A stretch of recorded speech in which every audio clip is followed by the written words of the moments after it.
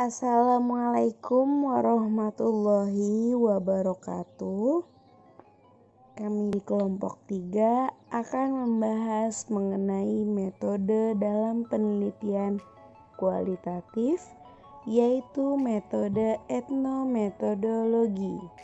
Sebelumnya kami akan memperkenalkan diri dengan saya sendiri Mufidah Zulfania Zahra dan rekan-rekan saya Cika Anggraini Katili, Friskila Salisa Ulfi, Ririn Fahira, dan Sandrina Fitriani Rosa. Oke, pertama-tama kita akan membahas apa sih metode etnometodologi itu. Metode etnometodologi adalah metode penelitian yang mempelajari bagaimana perilaku sosial dapat dideskripsikan sebagaimana adanya. Etnometodologi berupaya untuk memahami bagaimana masyarakat memandang, menjelaskan, dan menggambarkan kata hidup mereka sendiri. Kemudian pengertian definisi etnometodologi menurut para ahli. Yang pertama yaitu menurut Meehan dan Wood dalam Newman 1997 halaman 346-347 mendefinisikan etnometodologi sebagai keseluruhan penemuan suatu metode, suatu teori, suatu pandangan dunia, dan pandangan kehidupan. Kemudian etnometodologi merupakan kumpulan pengetahuan berdasarkan akal sehat dan rangkaian prosedur dan pertimbangan metode yang dengannya masyarakat biasa dapat memahami, mencari tahu, dan bertindak berdasarkan situasi di mana mereka menemukan dirinya sendiri. Berikut pendapat dari Heritage 1984 halaman 4. Dari pengertian para ahli di sini kita dapat menyimpulkan bahwa etnometodologi adalah kajian tentang kegiatan manusia sehari-hari, khususnya aspek-aspek interaksi sosial diambil begitu saja.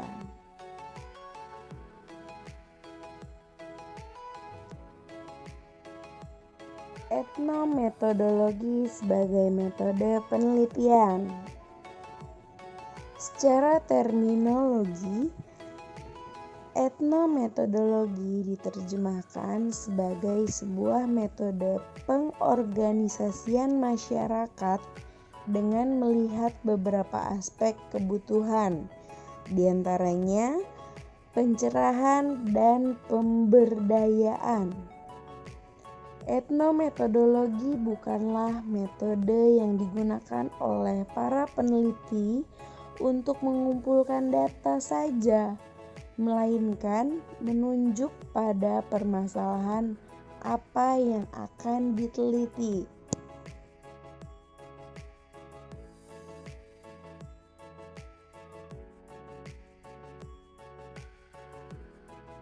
Selanjutnya, etnometodologi mulai berkembang di tahun 1950 dengan tokoh penggagasnya yaitu Harold Garfinkel. Dalam prakteknya, etnometodologi Garfinkel menekankan pada kekuatan pengamatan atau pendengaran dan eksperimen melalui simulasi. Etnometodologi tidak terpaku pada hal-hal yang sifatnya makro ataupun mikro, namun memusatkan pengamatannya pada interaksi sosial yang dilakukan manusia dalam kesehariannya. Salah satunya yaitu melalui pengamatan etnometodologi atas percakapan sehari-hari yang dilakukan manusia itu sendiri.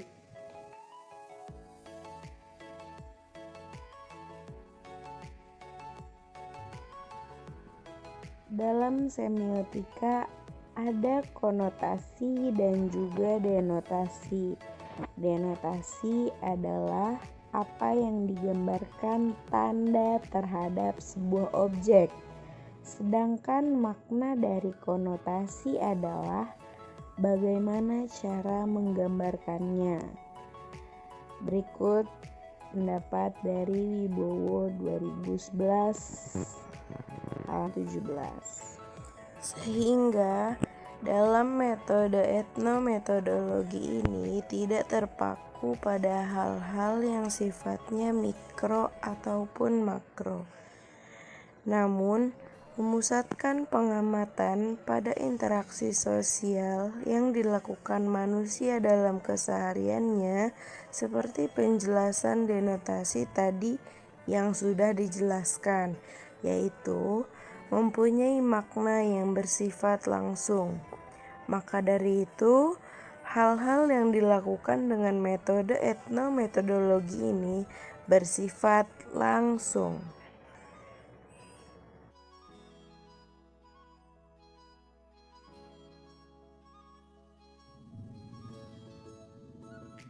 Secara umum dapat dibedakan 3 pendekatan dasar dalam memperoleh data kualitatif melalui wawancara etnometodologi. Yang pertama ada wawancara informal, yaitu proses wawancara didasarkan sepenuhnya pada berkembangnya pertanyaan-pertanyaan secara spontan dalam interaksi alamiah. Tipe wawancara demikian umumnya dilakukan peneliti yang melakukan observasi partisipasif. Dalam situasi demikian, orang-orang yang diajak berbicara mungkin tidak menyadari bahwa ia sedang diwawancarai serta sistematis untuk menggali data. Kemudian yang kedua, wawancara dengan pedoman umum, yakni dalam proses wawancara ini peneliti dilengkapi pedoman wawancara atau interview guide yang sangat umum yang mencantumkan isu-isu yang harus diinput tanpa menentukan urutan pertanyaan, bahkan tanpa bentuk pertanyaan eksplisit. Pedoman wawancara digunakan untuk mengingatkan peneliti mengenai aspek-aspek yang harus dibahas, sekaligus menjadi daftar pengecek apakah aspek-aspek relevan tersebut telah dibahas atau ditanyakan. Dengan pedoman demikian, peneliti harus memikirkan bagaimana pertanyaan tersebut akan dijabarkan secara konkret dalam kalimat atasnya, sekaligus menyesuaikan pertanyaan dengan konteks aktual saat wawancara tersebut. Wawancara dengan pedoman sangat umum dapat berbentuk wawancara terfokus, yaitu wawancara yang mengarahkan pembicaraan pada hal-hal atau aspek-aspek tertentu dari kehidupan atau pengalaman. Kemudian wawancara dengan pedoman berstandar yang terbuka. Dari pedoman wawancara ini ditulis secara rinci dan lengkap dengan set pertanyaan yang penjabarannya dalam kalimat. Peneliti diharapkan dapat melaksanakan wawancara sesuai sekuensi yang tercantum, serta menanyakan dengan cara yang sama pada sumber yang berbeda. Keluasan dalam mendalami jawaban terbatas, tergantung pada sifat wawancara dan keterampilan peneliti. Bentuk ini akan efektif dilakukan bila peneliti melibatkan banyak pewawancara, sehingga peneliti perlu mengadministrasikan upaya-upaya tertentu untuk meminimalkan variasi sekaligus mengambil langkah-langkah menyeragamkan pendekatan terhadap narasumber. Berikut pendapat 1990.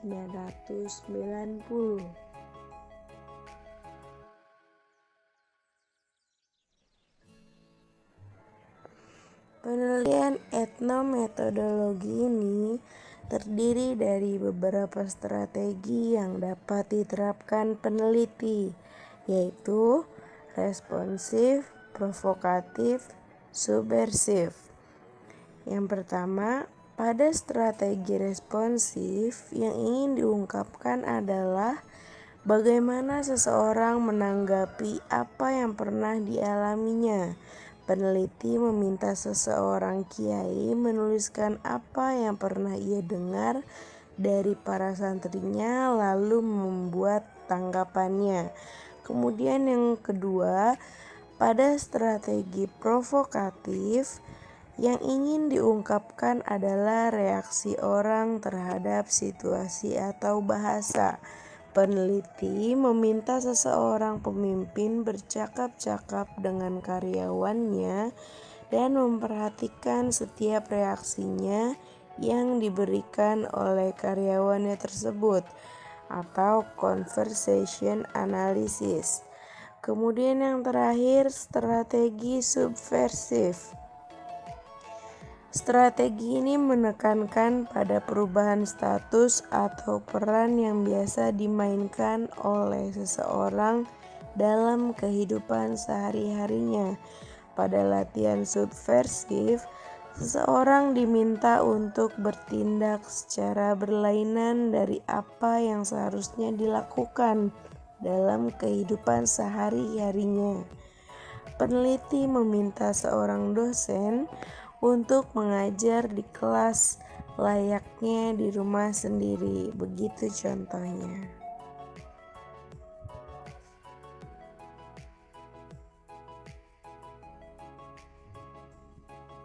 Penelitian etnometodologi dilakukan bertujuan untuk peneliti agar dapat mengerti, mengubah, serta menampilkan kenyataan baru berdasarkan lingkungan harian yang diinginkan dari objek penelitian, orang ataupun kelompok yang diteliti.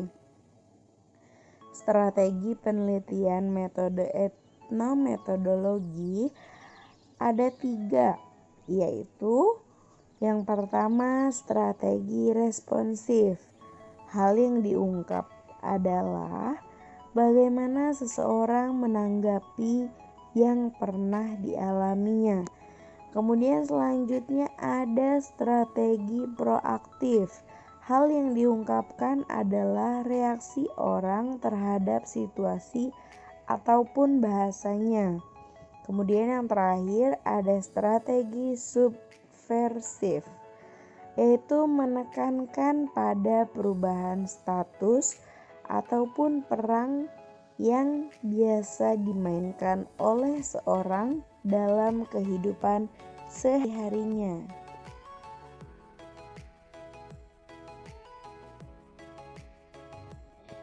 Baik, di sini kami akan memberikan sedikit contoh dari penelitian etnometodologi bagian latar belakang masalah dalam penelitian.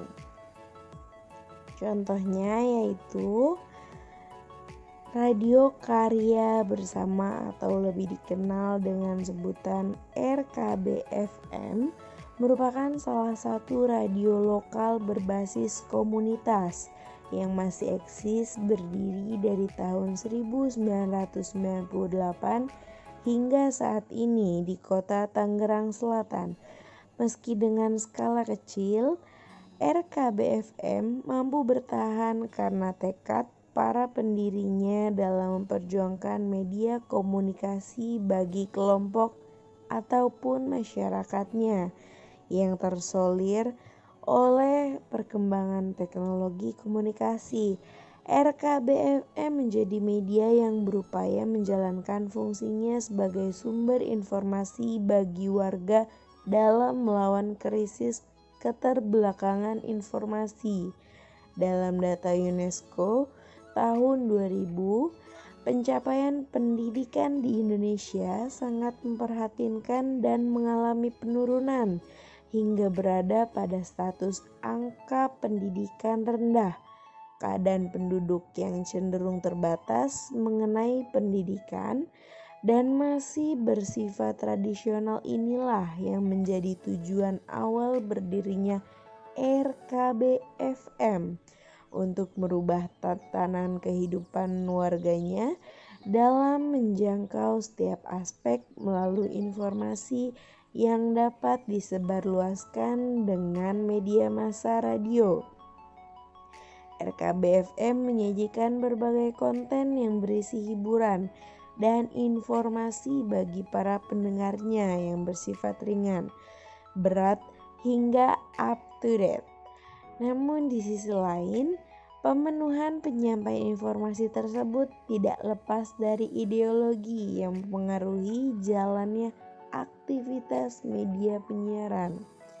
Ideologi media adalah aturan dan nilai yang dibangun oleh kelompok. Hadirnya ideologi memang menjadi tonggak bagi suatu organisasi atau perusahaan media dalam menjalankan dan bertahan di industri media massa. Ideologi merupakan kekuatan yang mampu memberikan dampak pada keseluruhan organisasi media. Organisasi media berkaitan dengan tata cara pengelolaan dan produksi media yang terstruktur dan penuh tanggung jawab pada setiap kewenangan untuk mencapai tujuan bersama. Oleh karena itu, organisasi media yang ditetapkan akan mengikuti ideologi yang ditetapkan oleh pemilik media. Kedua hal tersebut, baik ideologi dan organisasi media, mampu mempengaruhi RKBFM dan menjalankan praktiknya terutama pada sistem pemberitaan yang berkaitan dengan kegiatan jurnalistik untuk menentukan penilaian suatu peristiwa layak ataupun tidak layak disiarkan kepada pendengar. Sedangkan di sisi lain berkaitan dengan kebutuhan pasar untuk bertahan atau tidak di tengah-tengah masyarakat dewasa ini berkembang dan mengikuti arus sesuai dengan perubahan zaman.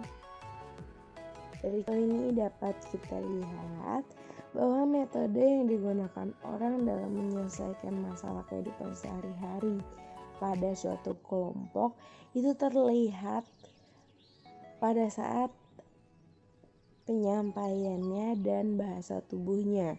Penelitian etnometodologi ini dilakukan bertujuan untuk peneliti dapat dimengerti, mengubah, dan menampilkan kenyataan baru berdasarkan lingkungan harian yang diinginkan dari objek penelitian orang ataupun kelompok yang diteliti.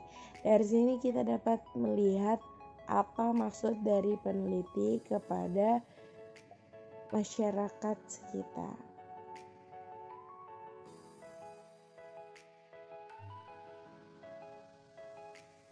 Kemudian objek dan subjek penelitian dan pertanyaan penelitian. Subjek dalam penelitian ini adalah radio karya bersama RKBFM. Sedangkan objek dari penelitian ini adalah seputar ideologi dan praktik jurnalistik yang diterapkan oleh RKBFM dalam menjalankan fungsinya sebagai sarana informasi pada organisasi media.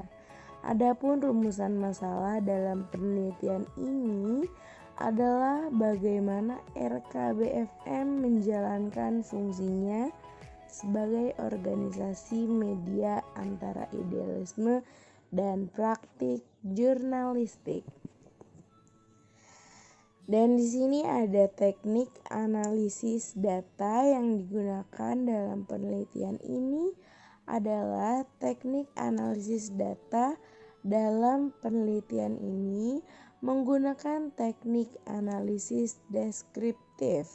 Whitney mengemukakan bahwa teknik analisis deskriptif adalah pencarian fakta dengan interpretasi yang tepat. Teknik analisis data deskriptif dalam penelitian kualitatif ini berguna untuk mengembangkan teori yang telah dibangun dari data yang sudah didapatkan. Penulis ataupun peneliti melakukan langkah-langkah bersifat deskriptif dalam menganalisis data.